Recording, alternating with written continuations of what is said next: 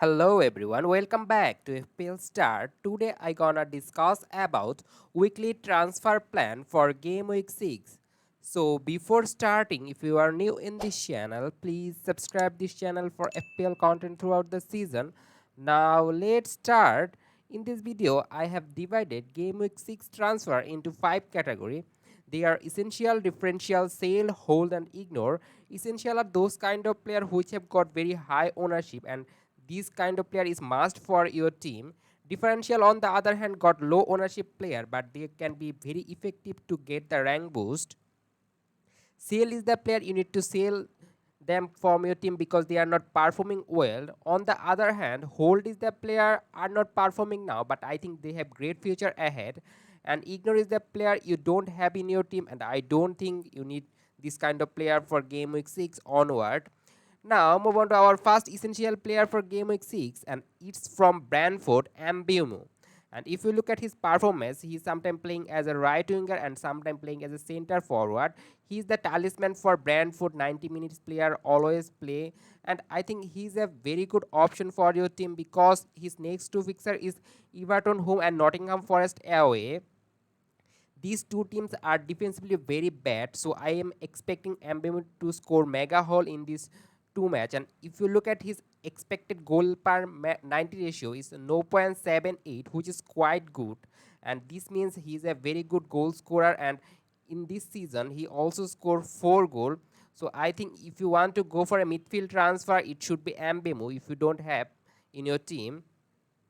Now move on to the second differential essential player for game week 6 and it's Bruno Fernandes for Manchester United. Manchester United is a disappointing team for right now.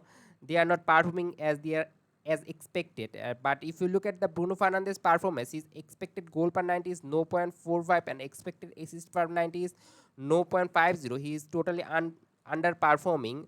But I think as their fixture now move on and Bruno Fernandes is very good against the weak team. So I think now Bruno Fernandes will get his form back and play well. And if you look at his last 5 match performance is he got 19 points and scoring 1 goal and also provide 1 assist. And his next 4 fixture is Burnley away, Crystal Palace home, Sheffield United away and Brentford home. These 4 teams I think he can score mega hole and that's why he is essential for game week 6.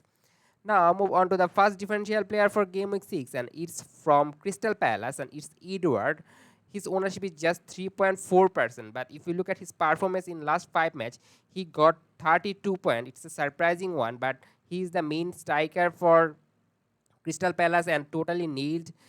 If you look at his last 5 match, he got 4 goals, so he's a very good goal scorer also. And there is a creative player for Crystal Palace, Easy. So I think he will give the ball supply to Edward and who can score goal. And if you look at his expected goal per 90 is 0.70, which is quite good for a striker, and he's just 5.5 million, very cheap forward. So I think he's a very good differential pick for game week 6. Now move on to the second differential pick and it's a defender and it's from Newcastle.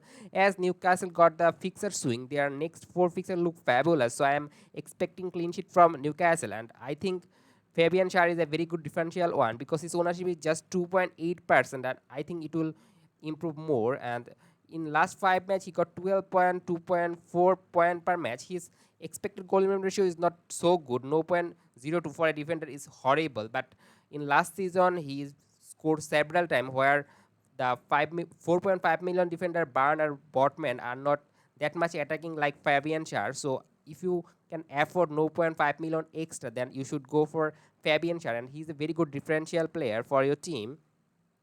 Now move on to the first sale player for game week 6 and it's Martinelli. In the last match against Everton, his goal was disallowed, then he was injured. So I, as now Arsenal fixture run looks tricky and also Martinelli is now injured, so you need to sell him from your team. And if you look at his next 4 fixture, Tottenham home, Manchester City home and Chelsea away, which is quite hard for Arsenal. So you need to sell Martinelli and his expected goal per 90 is 0.18 and expected assist per 90 is 0.06, which is horrible. So you need to sell because he is not creative one and also his goal per match ratio this season is not up to the mark and there is also some rotation risk for Martinelli if he fit.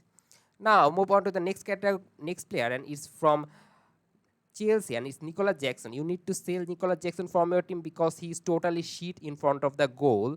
And if you look at his performance recently, he gets a lot of chance. His expected goal per 90 is 0.78, but he's quite like Darwin Nunes last season, who get a lot of chance but cannot convert it. So that's why I think you need to sell Jackson, because there are a lot of forward who are performing quite well, like Alvarez, Edward, or Awuni.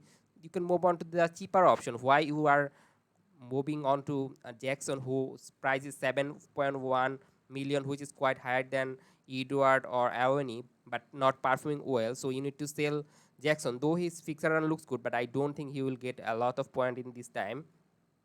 Now move on to the next category player, and it's hold. And fast hold for game week 6 is Rashford. His price now dropped to 8.9 million, but his next four fixture looks good. Manchester United attackingly playing very bad, but I think as now their fixture swing, so I'm expecting Rashford to do well. And now he's also playing in the wing position. And if you look at Manchester United striker Hoyland is now fully fit, so I am thinking that Rashford should get his form back and playing well. So you should hold Rashford, but if you don't own Rashford, I don't think you should buy him because he's out of form player.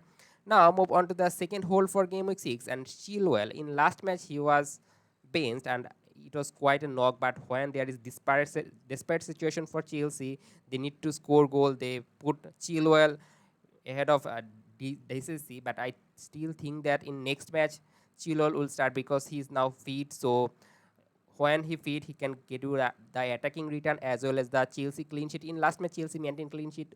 The Ghost owner got the clean sheet, but Chilwell owner cannot got, and also he picked the one yellow card. It's a disappointing one, but I still think that for game week 6 he is a good option. But if you are not a Chilwell owner, don't need to buy him now, because the reason is he's playing in the wing and there is Modric there or other player there, so there might be rotation for Chilwell or any tactical decision. Then Chilwell will be benched, but at present I think in next one or two match he should start, and that's why he's a hold for game week 6. Now move on to the next category, and first player in the next category ignore is Udogi. His next two fixture is Arsenal away and Liverpool home. It's quite hard to get the clean sheet, but if you look at Udogi's performance, he's playing well, and Tottenham defensively and offensively doing well. His expected goal involvement ratio per 90 is 0.25 for a defender, is quite good, and he's totally nailed for Tottenham. And if you look at Tottenham expected goal concentration ratio per match is 1.23, which is quite okay. And the reason I put Udogi in the ignore category because of his next two fixture. I don't think that Tottenham will maintain clean sheet in those two fixture, because Arsenal and Liverpool are very good attacking side. So you need to ignore Udogi. But if you have Udogi, you can bench him or even play him.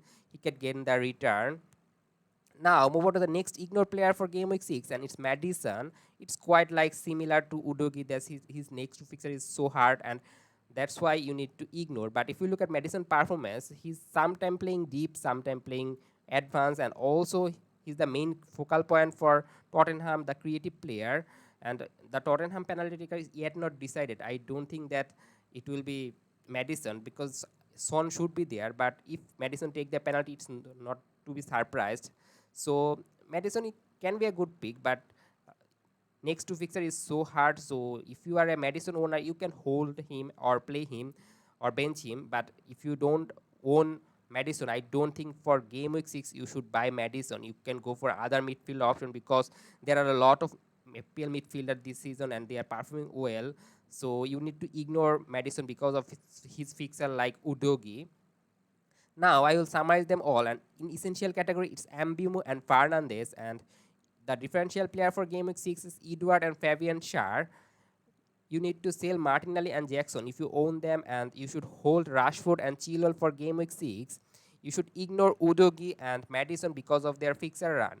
And that's all for today. If you enjoyed this video, please like this video, and if you are new in this channel, please subscribe this channel for FPL content throughout the season, and don't forget to press the bell icon also. Good luck for your team.